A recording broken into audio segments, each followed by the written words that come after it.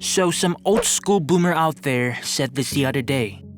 No pain, no gain. Sounds exactly like a guy screaming on a podcast, providing a high-tier tutorial on how to wake up at 5 a.m. All you're left with in the end is the fact that you killed another tree just to make your room messier than before. Growth follows pain, obviously. But what we actually want getting upset isn't a bright future. Don't be surprised, it's just to get out of the pain right now. And what the is that future being totally invisible? Is it because it's too bright, or is it X-ray? When the reality hits you hard in any ways, normal words of comfort just don't land.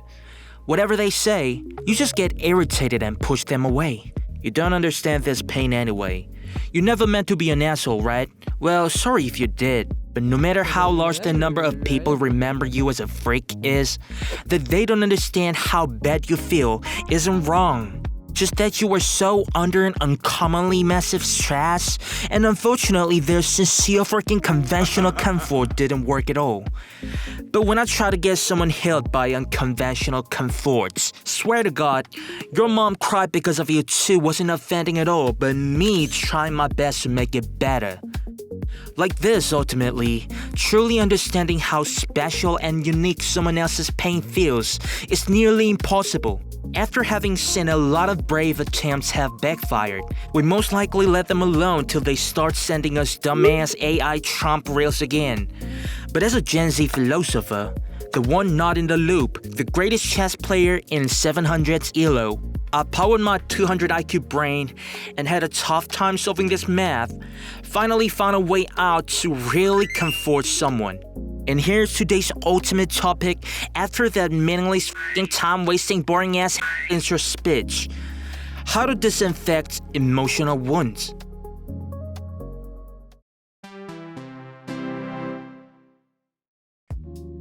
This thing called stress that tortures our brain is less like a scrape and more like an incurable poison damage or a permanent debuff. Slapping a band-aid on it doesn't mean the blood is gonna stop. Let's say your friend comes to you, completely mentally shattered because of their boast.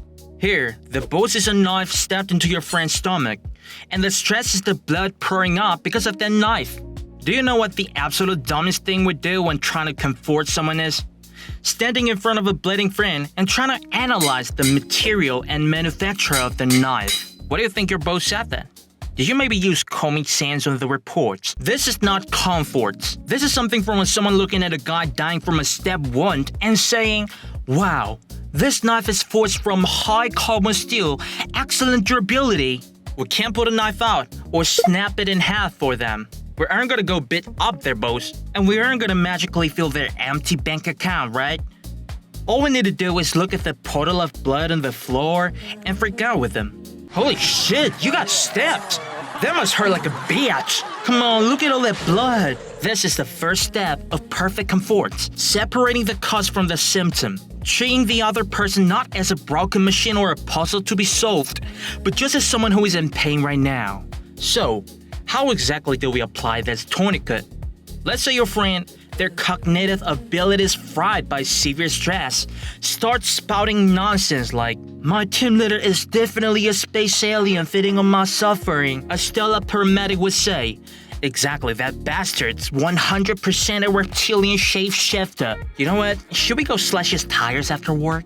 Brainless validation. That is the core of first aid. You don't even have to be 100% sincere. It's simply providing the sensation that just for this moment they have the most irrational ally in the world on their side.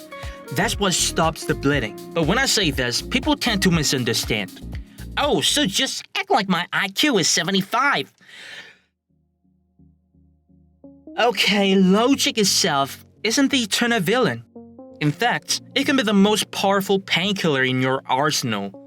The psychoanalyzing the mental composition in front of a bleeding guy and saying, "The reason you're bleeding is because you didn't execute your evasive maneuvers properly." That is logic at its worst. Right now, their head is filled with garbage self-censorship like, "What did I do wrong?" Or, "Am I just incompetent?" This is when you use ice-cold, meticulous, watertight logic to snap that chain of self-blame. For example, let's say your friend got harassed at their retail job by an absolutely insane entitled customer. A textbook Karen. You probably should have smiled a bit more.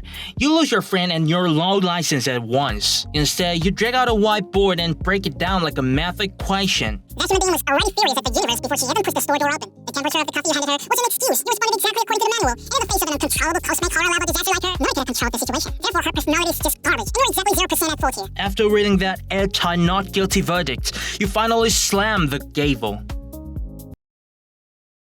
If you've listened up to this point, there are definitely people on the other side of the screen crossing their arms and pouting. But what if my friend is actually 100% in the wrong? If I just blindly show them and give them a free pass, when they lose their grip on reality and ruin themselves, that is not comfort, that's a lie. Ah yeah, what a brilliant, highly moral point. Congratulations, you just verified that you have exactly 0 friends. Are you satisfied now? You might be right. Maybe your friend actually pulls some irredeemable trolling at their work. The objective fact might be that your friend was being an idiot. But guys, please, this isn't a trial. It's the ER. If a patient is rolled into the ER bleeding out and you say, "See, who told you to ride a motorcycle like a maniac?" You might think they'll suddenly reach enlightenment and begin their self-healing arc. Unfortunately, that patient is still unconscious. They don't have the bandwidth to listen to your lecture. The primary goal of comforting someone isn't to overhaul their personality or fix their moral flaws. It's simply keeping them alive long enough to hear their alarms and wake up tomorrow morning. Moral lectures and painful postmortems, save those for later, when they actually have the brain capacity to process it. But right now, unapologetic bias officiating. Bribe the referee, fabricate the evidence, use absurd paradoxical logic. Do whatever it takes.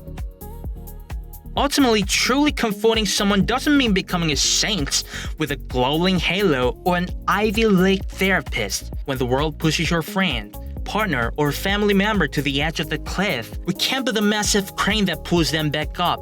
But at the very least, we can crouch at the edge of the cliff next to them and scream, "Holy shit! This cliff is high! Who pushed you?